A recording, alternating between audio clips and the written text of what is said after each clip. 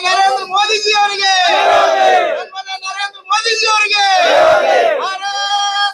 ಭಾರತೀಯ ಜನತಾ ಪಕ್ಷಕ್ಕೆ ಸರ್ಕಾರ ದಬ್ಬಾಳಿಕೆ ಹಾಗೂ ಕಾನೂನು ಸುವ್ಯವಸ್ಥೆಯನ್ನು ಸರಿಪಡಿಸಲು ರಾಜ್ಯದಲ್ಲಿ ಶಾಂತಿ ಮರುಸ್ಥಾಪನೆ ಮಾಡಲು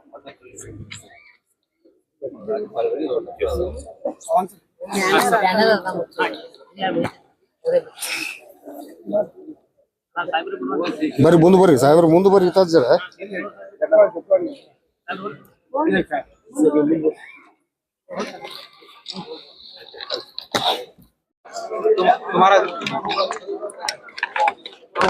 ಇವತ್ತು ನಮ್ಮ ಭಾರತೀಯ ಜನತಾ ಪಕ್ಷ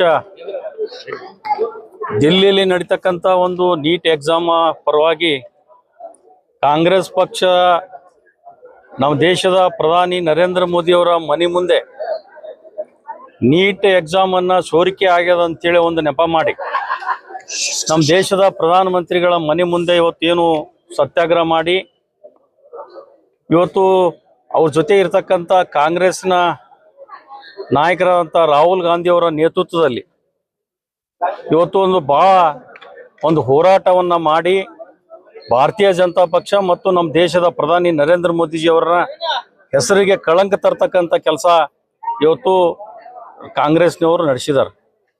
ಆದರೆ ಒಂದು ಮಾತು ಹೇಳಲಿಕ್ಕೆ ನಾನು ಬಯಸ್ತೀನಿ, ಈ ವಿಶ್ವದಲ್ಲಿ 2014ರಿಂದ ಇಲ್ಲಿವರೆಗೆ ದೇಶದ ಪ್ರಧಾನಿ ಮಾಡ್ತಕ್ಕಂಥ ಕೆಲಸಗಳನ್ನ ಇಡೀ ದೇಶ ಅಲ್ಲ ಹೊರದೇಶಗಳಲ್ಲಿ ಕೂಡ ಮೆಚ್ಚುಗೆಯನ್ನ ಪಡ್ತಕ್ಕಂಥದ್ದು ಇಡೀ ದೇಶದಲ್ಲಿ ಯಾರಾದ್ರೂ ಇದ್ರೆ ಅದು ನಮ್ಮ ನರೇಂದ್ರ ಮೋದಿ ಅವರು.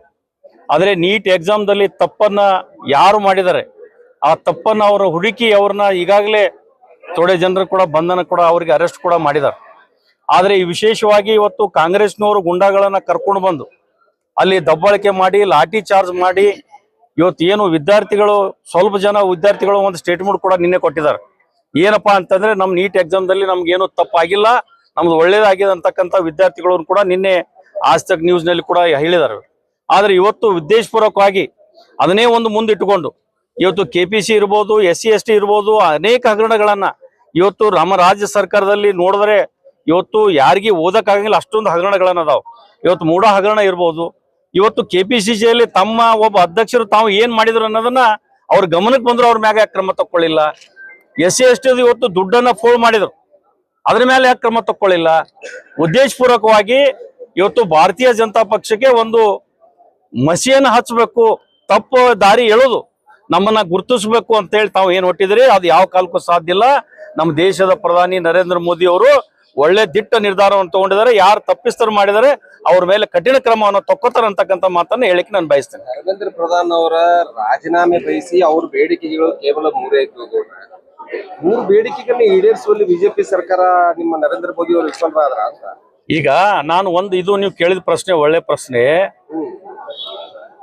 ನಮ್ಮ ರಾಜ್ಯದ ಮುಖ್ಯಮಂತ್ರಿ ಸಿದ್ದರಾಮಯ್ಯನವರು ದೊಡ್ಡ ಹಗರಣ ಅದು 180 ಕೋಟಿ ರೂಪಾಯಿ ಹಗರಣ SC ST ಎತ್ತಿ ಹಾಕಿದ್ರು, ಸಾವಿರಾರು ಕೋಟಿ.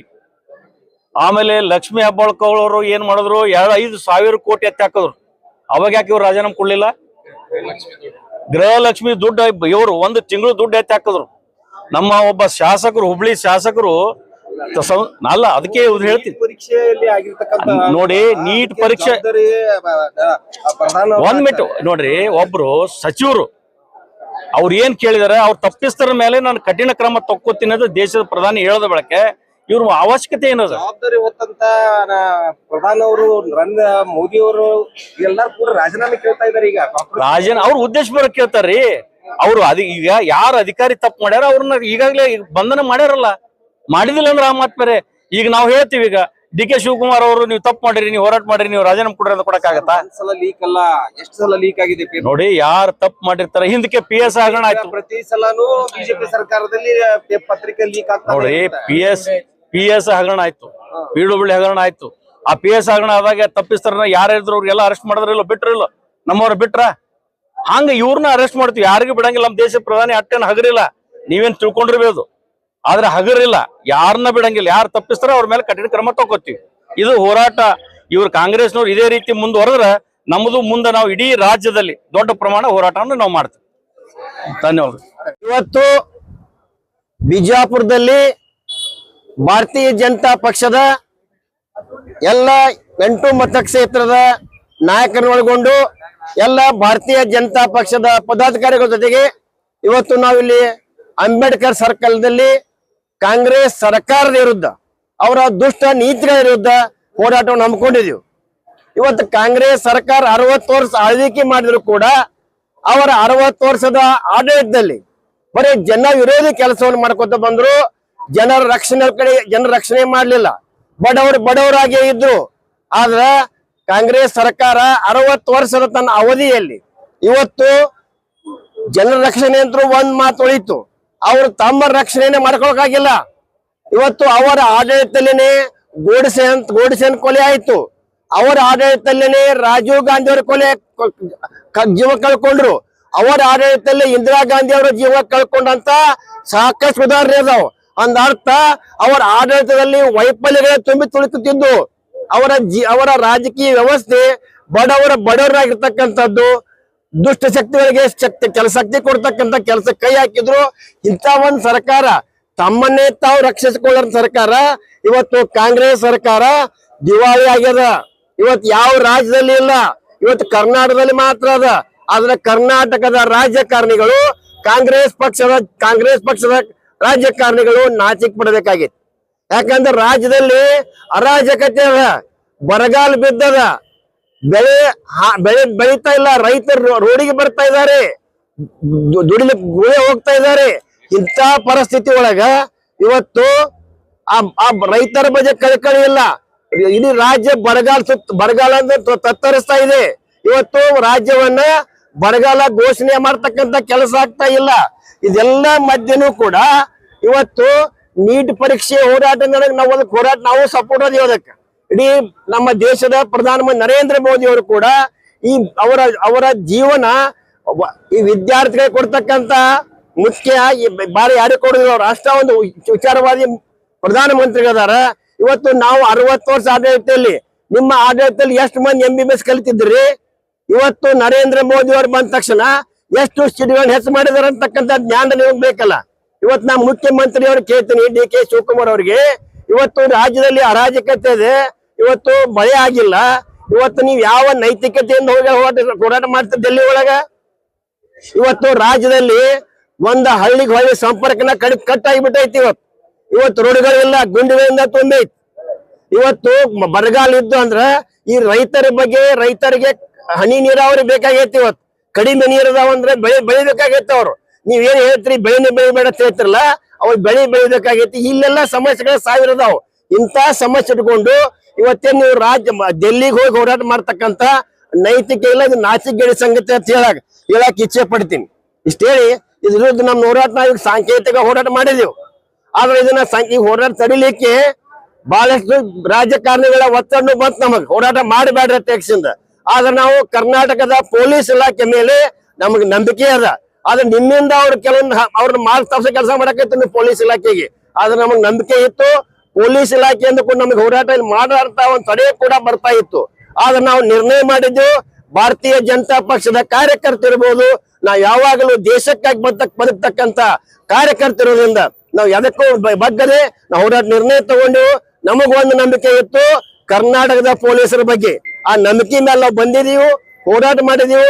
ಇದೇ ರೀತಿ ನೀವೇನಾದ್ರು ಹೋರಾಟ ಹತ್ತಿಕ್ಲಿಕ್ಕೆ ಪ್ರಯತ್ನ ಪಟ್ರೆ ಮುಂದಿನ ದಿನಮಾನದಲ್ಲಿ ಉಗ್ರ ಹೋರಾಟ ಬಿಜಾಪುರ ತಾತಂತಕ್ಕ ಎಚ್ಚರಿಕೆಯನ್ನು ಕೊಡೋ ಮೂಲಕ ನಾನು ಹೇಳಕ್ ಇಚ್ಛೆ ಪಡ್ತೀನಿ.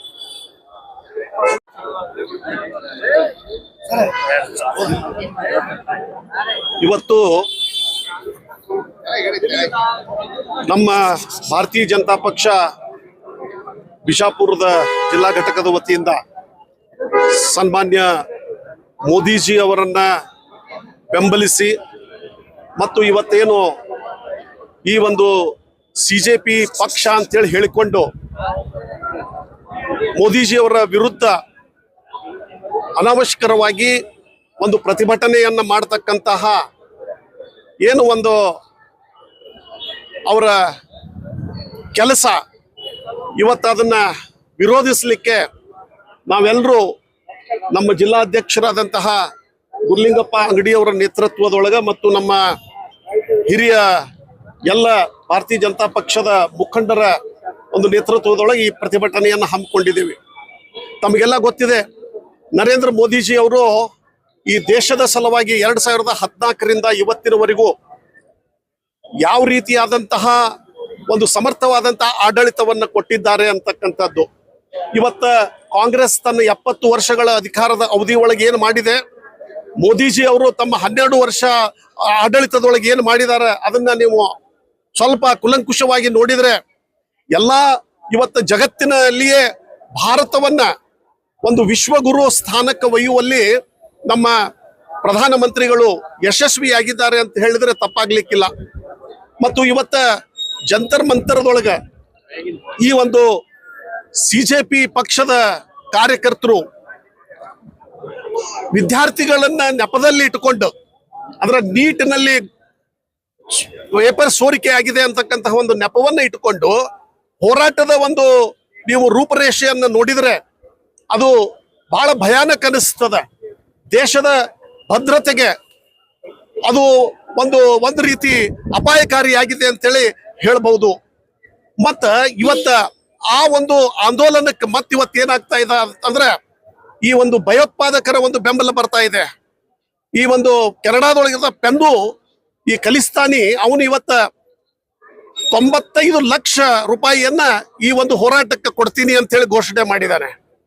ಮತ್ತು ಬಾಂಗ್ಲಾದೇಶದಿಂದ ಪಾಕಿಸ್ತಾನದಿಂದ ಊಟದ ವ್ಯವಸ್ಥೆ ಆಗ್ತಾ ಇದೆ.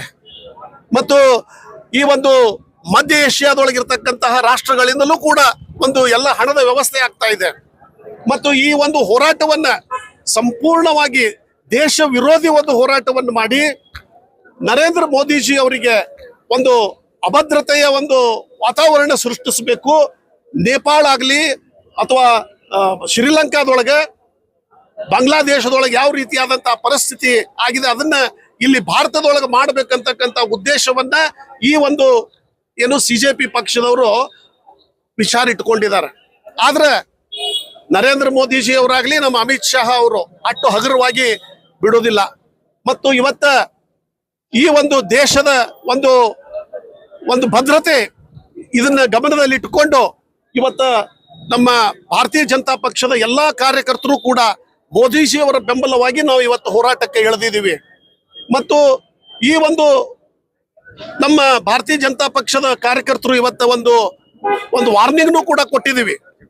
ಇನ್ನು ಮುಂದೆ ಏನಾದರೂ ಈ ರೀತಿಯಾದಂತಹ ಹೋರಾಟವನ್ನು ಮಾಡಿದರೆ ಭಾರತೀಯ ಜನತಾ ಪಕ್ಷದ ಕಾರ್ಯಕರ್ತರು ಮತ್ತು ನಮ್ಮ ಹಿಂದೂ ಸಂಘಟನೆಯ ಕಾರ್ಯಕರ್ತರು ಎಲ್ಲರೂ ಸೇರಿ ಮೋದಿಜಿ ಅವರನ್ನ ಬೆಂಬಲಿಸಿ ಈ CJP ಅವರ ವಿರುದ್ಧವಾಗಿ ನಾವು ಕೂಡ ಒಂದು ಹೋರಾಟವನ್ನು ಮಾಡ್ತೀವಿ ಅಂತಕ್ಕಂತಹ ಒಂದು ಯೋಜನೆಯನ್ನ ನಾವು ಕೂಡ ಹಾಕೊಂಡಿದ್ದೀವಿ. ಹೀಗಾಗಿ ಈ ಒಂದು ಹೋರಾಟವನ್ನ ಇಲ್ಲಿಗೆ ಬಿಟ್ಟು ಇವತ್ತ ಆ ಒಂದು ಪೇಪರ್ ಲೀಕ್ ಆಗಿದ್ರ ಬಗ್ಗೆ ಈಗಾಗಲೇ ಮೋದಿಜಿ ಅವರು ಕೂಡ ಹೇಳಿದ್ದಾರೆ. ಮಕ್ಕಳ ಭವಿಷ್ಯ ನನಗೆ ಬಹಳ ಮುಖ್ಯದ ಮತ್ತು ಯಾರು ಅದನ್ನು ಮಾಡಿದ್ದಾರೆ ಅದ್ರ ಬಗ್ಗೆ ಕ್ರಮ ತೆಗೆದುಕೊಳ್ಳಿಕ್ಕೆ ಈಗಾಗಲೇ ಏನೋ ಆದೇಶ ಆಗಿದೆ. ಇಷ್ಟೆಲ್ಲ ಆದಾಗೂ ಕೂಡ ನೀವು ಯಾವ ಕಾರಣಕ್ಕಾಗಿ ಇದನ್ನು ಮುಂದುವರಿಸ್ತಾ ಇದ್ದೀರಿ? ನಿಮ್ಮ ಉದ್ದೇಶ ಏನು? ನಿಮ್ಮದು ದೇಶದ ಒಂದು ಅಭದ್ರತೆ ಇದನ್ನು ಮೂಡಿಸ್ಬೇಕು ಅಂತಕ್ಕಂಥ ಉದ್ದೇಶದಿಂದ ದೇಶದೊಳಗೆ ಈ ರೀತಿಯಾದಂಥ ಹೋರಾಟವನ್ನು ನೀವು ಮಾಡ್ತಾ ಇದ್ದೀರಿ. ಇದನ್ನು ನಾವೆಲ್ಲ ಖಂಡಿಸ್ತೀವಿ ಅಂತ ಹೇಳಿ ಈ ಸಂದರ್ಭದಲ್ಲಿ ಹೇಳಿ ನಾನು ನಮ್ಮ ಭಾರತೀಯ ಜನತಾ ಪಕ್ಷದ ವತಿಯಿಂದ ನರೇಂದ್ರ ಮೋದಿಜಿ ಅವರಿಗೆ ಬೆಂಬಲಿಸಿ ನಾವು ಒಂದೆರಡು ಮಾತುಗಳನ್ನು ಮುಗಿಸ್ತೇನೆ. ನಮಸ್ಕಾರ. ದೇಶದ್ರೋಹಿಗಳಿಗೆ